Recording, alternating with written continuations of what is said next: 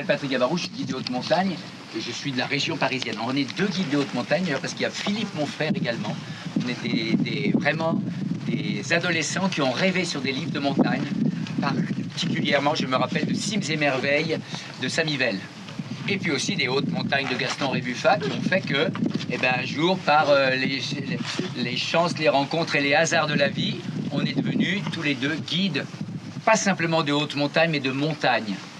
Et j'ai eu la grande chance de pouvoir découvrir les carreaux. J'étais pisteur et j'avais plein de possibilités, parce que c'était un métier naissant. Et j'ai choisi les carreaux parce que je me disais, on sera à Chamonix sans y être et on va être dans une vraie station village. Et j'ai eu la chance d'être pendant 10 ans responsable du service des pistes des carreaux, ensuite de connecter les carreaux et Morillon, pure merveille, puis Samoin, etc., et ce qui est devenu le Grand Massif. Donc on avait vraiment été dans un, dans un état d'esprit extrêmement positif par rapport à un développement socio-économique de la montagne, mais un développement équilibré, qui a fait que, en même temps qu'on construisait petit à petit dans les réunions, etc., un très grand ensemble qui fait partie des très beaux massifs de ski français, hein, qui culmine à Flaine, pas extrêmement haut, mais avec une qualité de neige tout à fait remarquable, une vue sur le massif du Mont Blanc. Nous, on dit, le soir, surtout quand les lumières d'ouest viennent éclairer le relief du Mont Blanc, on est vraiment face à la 8e merveille du monde. Et cette 8e merveille du monde, on peut l'admirer de manière merveilleuse depuis le sommet des remontées mécaniques, mais également depuis d'immenses espaces pour lesquels on s'est battu très très très fort pour les protéger. Il y a eu à l'époque des projets extraordinaires. La plus grande station du monde partait du lac Léman pour aller à Chamonix, en passant par ce qui maintenant représente les 650 km des Portes du Soleil, en prenant au passage la tête de Bostan, etc. Ensuite, en équipant entièrement la Combe de Salles avec un funiculaire qui permettait d'arriver sur le plateau d'Anterne pour rejoindre le Brévent. Hein, donc voilà, non mais moi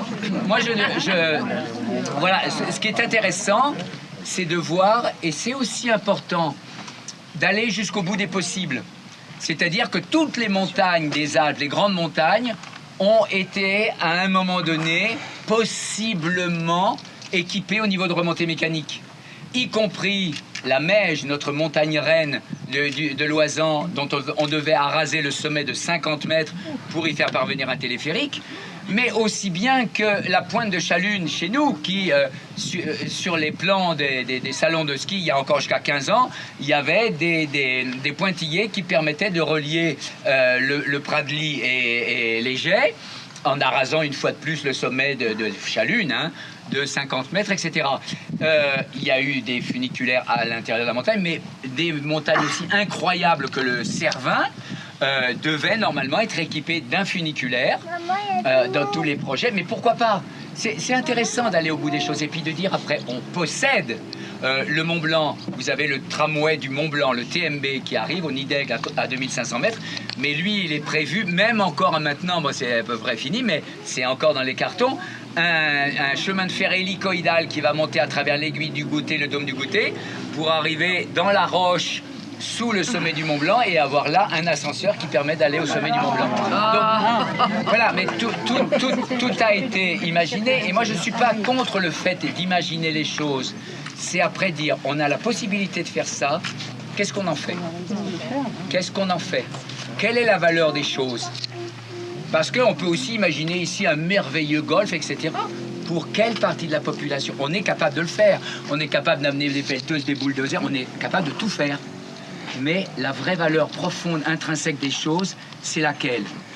Je crois que moi qui ai eu cette chance, donc il y a 42 ans, je suis arrivé à Noël 76, de découvrir cette station des Carreaux qui à l'époque avait un télécabine et 4 téléskis, hein, mais surtout des très beaux espaces préservés. Ceci dit, celui-ci a toujours été pour moi le plus beau, le plus accessible à tous, celui où vraiment des enfants peuvent avoir le contact, mais réel, profond, physique, avec la nature, avec les pommes de pin, avec les fleurs au printemps, avec etc.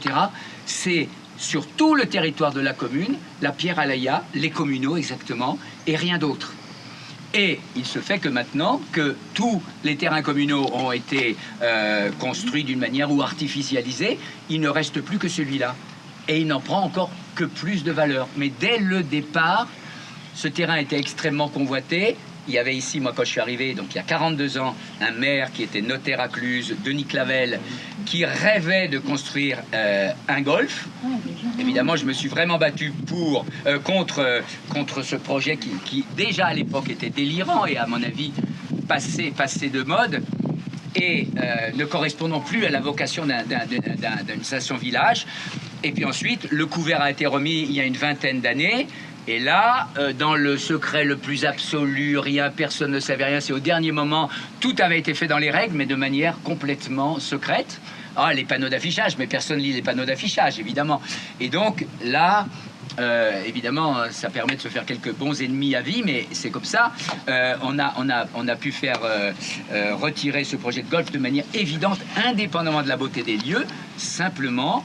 comme exactement pour le désert de Platée, au niveau de la protection des sources et de l'alimentation en eau potable de la vallée. Voilà. Et ici, le problème se pose encore, même si on artificialise, si on aura toujours des produits de nettoyage, etc. Et ici, vous le savez très bien, hein, c'est du terrain calcaire et tout file, il y a les grottes de Balme en dessous, etc.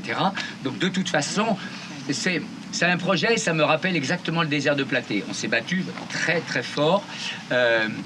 À l'époque, il faut se rappeler que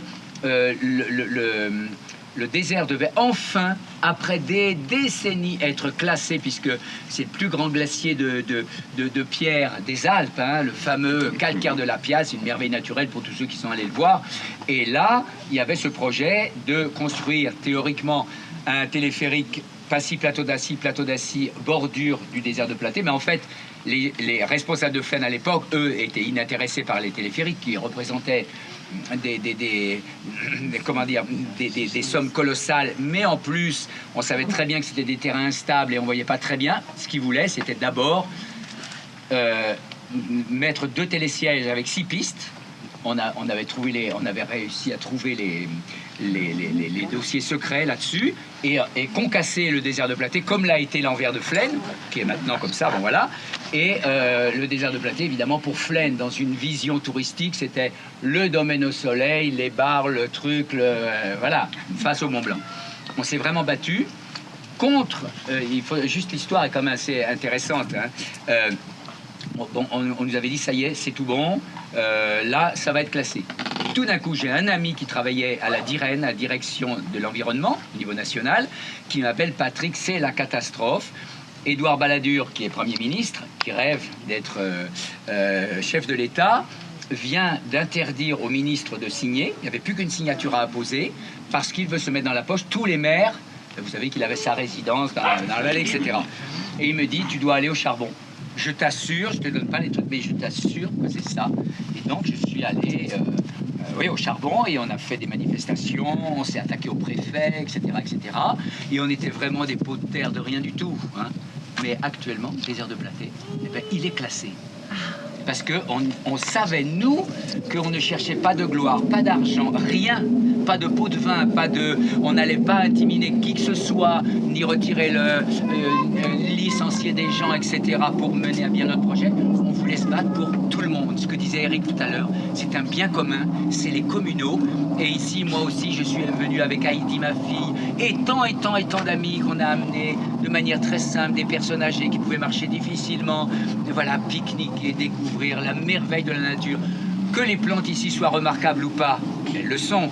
Mais l'important n'est pas là, c'est l'ambiance incroyable de ce lieu. C'est cette pierre magique qui fait imaginer les glaciers d'autrefois.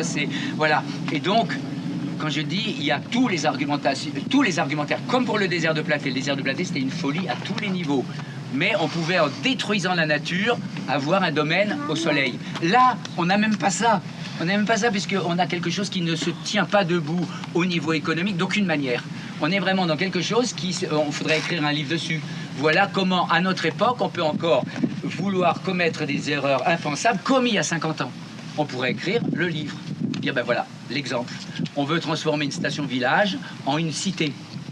Parce qu'on pense que c'est ça que veulent les gens. Non, les gens, ils veulent retrouver certains espaces de nature où ils vont retrouver leur âme d'enfant. Et puis autour, on pourra profiter de golf, de scie qui sont déjà en place. Toutes les infrastructures sont là. Nous, on a un dernier trésor. On doit se battre de toutes les manières pour les enfants, les petits-enfants, et puis, je dirais encore plus pour moi, toutes les personnes âgées, les personnes handicapées, tous les gens pour qui c'est, voilà, la nature, la ressource de nature, on va passer un après-midi qui va vous ressourcer, mais pour un mois, pour une année. Ah, la pierre à l'aïa, le mot magique.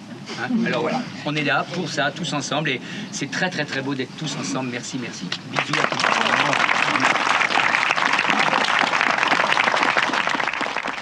tous.